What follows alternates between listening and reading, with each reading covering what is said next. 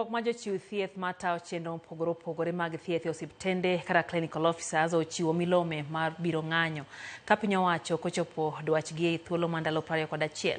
Kaluwore gi tend riwruogno, piny owacho kaachiel kod riwruog governors okosebedo katimo makare matieko midhiero mar clinical officers go kadhie kata obedo ni giseketo kenge ma chik opuodho mar sundo piny owacho.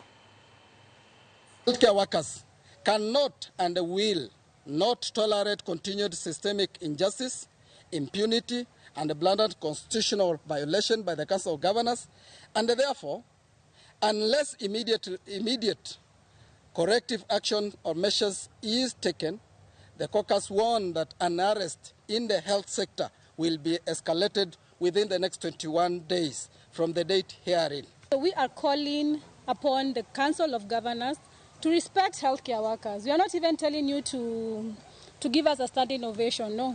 Just respect healthcare workers for the delicate services that they actually deliver.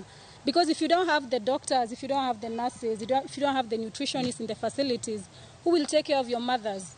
You will not be able to actually carry them all to the peripheries or wherever you usually take them.